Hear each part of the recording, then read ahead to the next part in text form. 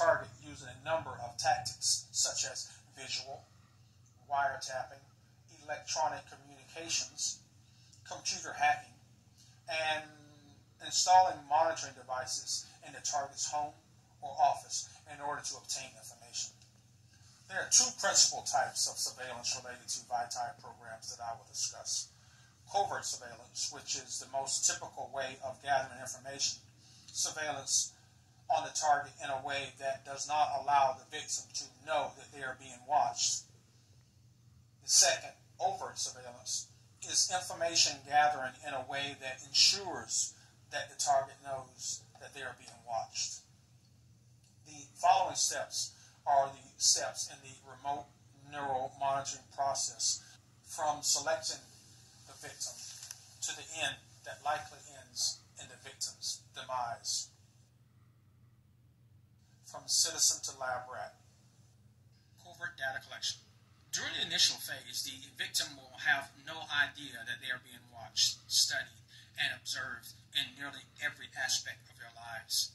All information from this point forward is entered into a profile protocol, which is a victim-specific collection of individual traits, habits, likes, dislikes, and so forth for each individual. Operators covertly monitor everything the victim does using a wide range of methods, through-the-wall surveillance technology, hacks, etc. Built-in software architecture allows government agents and authorized contractors to use inherent system design to gather and collect any file open on Windows devices.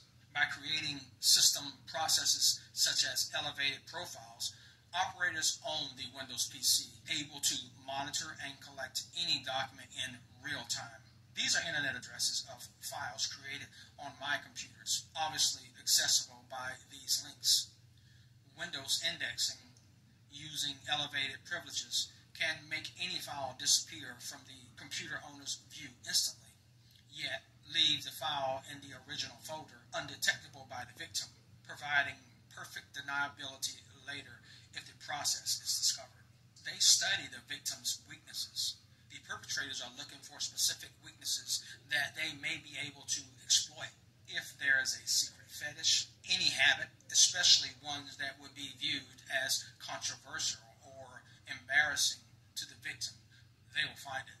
Is the victim predisposed to bribery or other forms of nefarious persuasion? Strengths. Is the victim a leader or a follower? Does the victim have a natural ability to influence people? How does the VITI respond to authority? It appears that strong-willed test subjects are treated to particularly harsh tactics, often ending in violent termination because presumably they are not likely to be broken easily, if ever. Likes and dislikes. Every like and dislike will be charted and entered into the victim's profile protocol, assigning a primary antagonist, the attack agent. During this phase, the PAT-C nemesis is presented. Neighbor, co-worker, ex-spouse, ex-partner, former friend, employer, or even a civilian contractor will begin to do small things that get the victim's attention in a negative way. From these actions, the victim will be able to associate this person, group, or organization with many of the issues they have faced since the problems began. They will select an attack narrative against the victim, although in the beginning there may be many as they ascertain which narrative is most effective. One or more of these false narratives will be selected for potential use to discredit the victim from a wide cross-section of society, from family to friends, colleagues, and longtime acquaintances. Each will be custom-tailored to have the maximum level of negativity to each group or individual. Infiltrate the victim's social network. By now, the victim will have acquired new friends who seem to have a lot in common with them. Some relationships may be intimate, all designed to gain the victim's trust that may later be exploited. Previously indoctrinated local perpetrators perpetrators will be used to begin to spread unflattering allegations about the victim. At this point, the victims are being secretly manipulated towards actions that support the perpetrator's goals. The foundation of the operation is to use long-term planning prior to the initiation of activities against the victim. It appears that in this phase, the perpetrators decide how to move forward, up to and including just how they plan to eliminate the vitae if they become unmanageable. If the victim has a perceived weakness, operators will begin to test each weakness individually by placing the victim in situations where a carefully planned event can be staged to gauge the victim's reaction. The perfect culmination seems to be something that the victim would be particularly ashamed of being associated with if discovered by friends. Many women have complained that rumors of sexual promiscuity are common. Men are accused of sexual indiscretions. If the person is heterosexual and personally finds homosexual activity unacceptable for their own lives, they may try to associate the victim with homosexual activity. Accusations or rumors of pedophilia seem to be another favorite, likely because nearly everyone would find it easy to have strong opposition to anyone who would do that to a child, and rightfully so. The wide variety of methods used to wreck the victim's reputation seem to indicate that there is a well-oiled machine in place to disparage the individual, with rumors planned inside each of the victim's social groups. The perpetrators use whatever lie they perceive as most effective at creating ill will inside the unsuspecting public, who is being deceived as well, oftentimes including the victim's own relatives. In this phase, any and every vice will be presented to the vitae in order to evaluate it for future use and perhaps entrapment as well. The goal in this phase is to determine how their human lab rat will be used within the program. I talked about some of the tactics, but I am sure that these items are just scratching the surface here. We are watching you. In this stage, the perpetrators introduce one or two of a range of trigger tactics to evaluate which of them is most effective. Trigger tactics are particular actions designed to grab the victim's undivided attention and are things that the victim will come to associate with actions against them. This is the conditioning phase, designed to ensure that the victim immediately associates these incidents as actions against, and that the actions are perceived in the way that they were programmed to appear to the victim. During phase 2, the victim's assigned nemesis will step up the level of aggression. The designated neighbor, co-worker, ex-spouse, ex-partner, former or even close friend will do something that the victim will find reprehensible. Data gathered in phase 1 will aid in selecting this act. Up until this point, the vitae has become more aware of the unusual activity, but not much more. The perpetrators are now seeking a more formalized response to the vitae, a police report, restraining order, something to document a disagreement between the victim and their agent. That is the hook, the proof positive in the victim's mind that this person or group is behind these actions. Strangers may talk aloud about private matters that only the vitae should know. These words are coming from people who speak their assigned lines within earshot of the victim. This heightens the victim's concern for their privacy and increase visible signs of paranoia. Traffic incidents begin. Aggressive behavior, tailgating, and sandwiching happen at random times, but often. At the same time, there are likely instances of home invasions. The invaders do not normally take anything of significant value. They may even just move some object to a different location. They systematically step up the severity of the harassment until the victim begins to become concerned for their personal safety. And during all of these intrusions, increased signs of paranoia become evident. Again, the goal is for the VITI to report one or more of these incidents, which by design will be impossible to validate. Small but noticeable computer and or phone hackings began to become obvious. Here's my fingers on the sides, not touching anything. See, on the sides. Not touching the screen. There's nothing I'm touching on the side. Oh, look, it's typing to me. It told me earlier I had cancer, or something about cancer. It's typing right now. It did not do this when I was out of town. Thank goodness I got it recorded. It's really getting scary. Sometimes they type me messages like you have cancer. Wow. Okay, as you can see, the phone is acting on its own. I'm not doing anything. I must point out that these signs of surveillance are conspicuous because the perps want the victim to know that they are being surveilled. As mentioned earlier, it is called overt surveillance.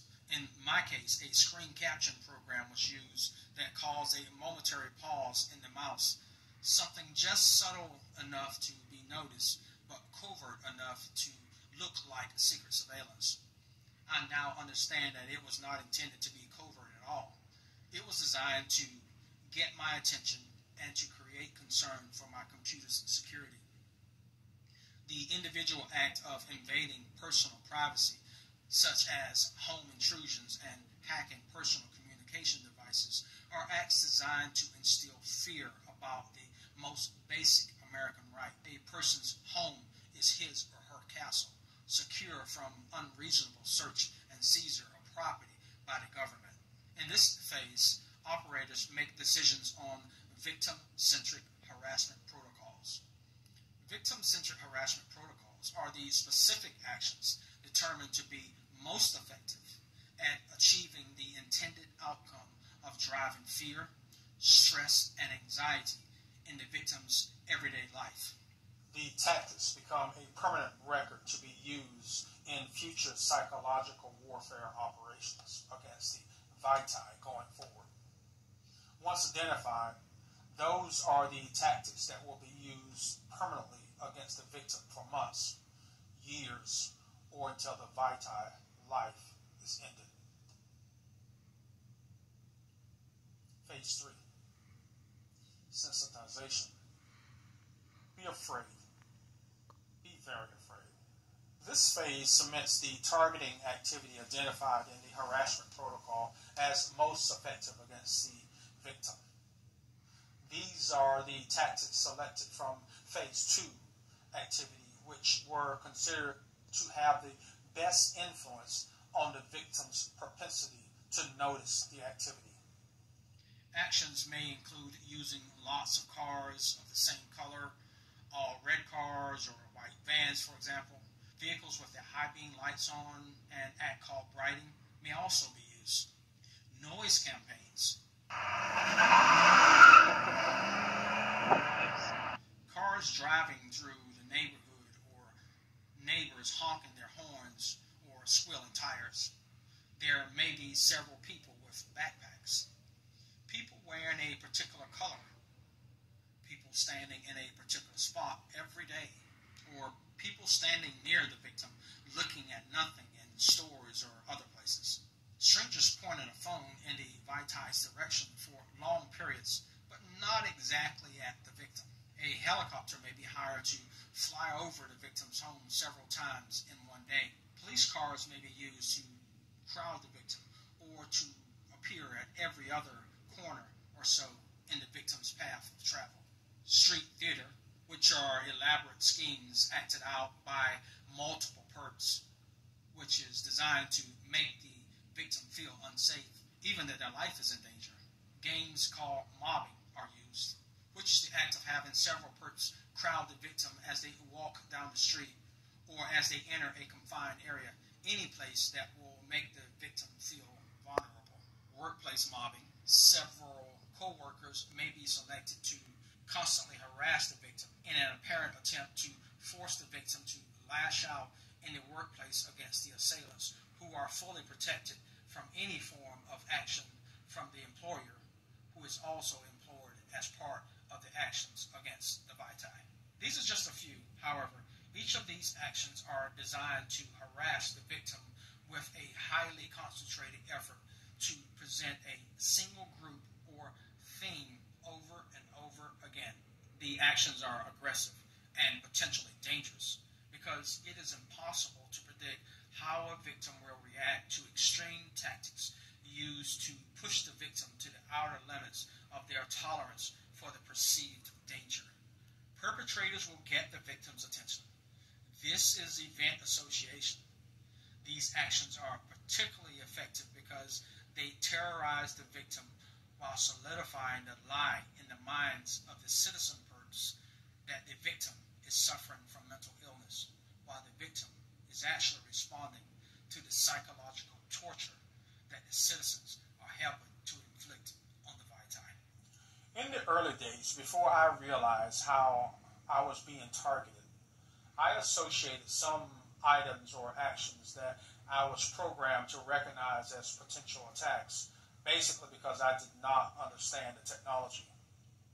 The operators would attack me with electronic pain stimulation shortly after they would arrange for one of their perps to sit next to me with a backpack. Naturally, this person sitting near me, doing nothing in some cases, would be suspicious once I was conditioned to recognize the gang stalking. More on that in a few moments. Once I experienced a painful shock of microwave or nerve stimulation through neuropathic attack, naturally I would associate the person, and more specifically the backpack, with the attack. I surmise that these backpacks must have contained either targeting equipment or the actual portable electronic emissions device. Based on their actions or inactions, however, it was clear to me that the people who carried the backpacks did not do anything around the time of the attacks. So I also eliminated them as the actual assailants. In actuality, I later learned that I had fallen into the sick game, a trap to try to force me to act out against people who were unwitting citizens, whom were told to do things that they likely had no idea were part of a cruel psychological mind game. They were unsuccessful. I did not react to the people. I later learned that remote devices are not needed in order for the perpetrators to inflict pain. It can be done from a considerable distance away and without the assistance of any person or portable device. As in the previous two phases, the ultimate outcome during this process was to produce sufficient distress that it prompts the victim to report any of these incidents on social media, or even better, to a formal authority such as police, doctor, or mental health professional. The very real concerns about events that are 100% real incidents, when presented to someone outside the immediate eyesight of the victim, will sound like one or more potential forms of mental illness. Phase 4, the takedown. This is the act of removing the victim from normal society to isolate them into an environment designed just for them.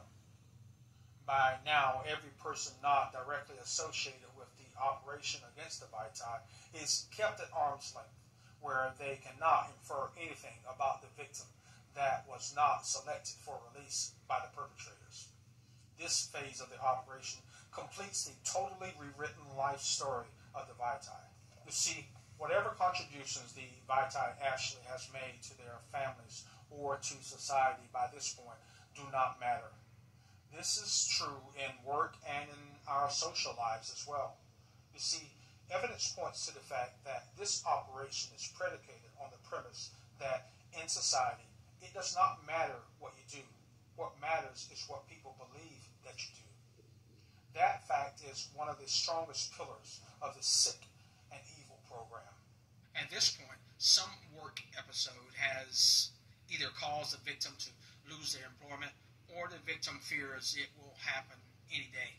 Following loss of income, the landlord or bank will likely be cruel and insensitive, deploying tactics designed to force the victim from their home, with the desired outcome of making the victim homeless, or as a minimum to make the victim nomadic or confined to a location under the perpetrator's complete control.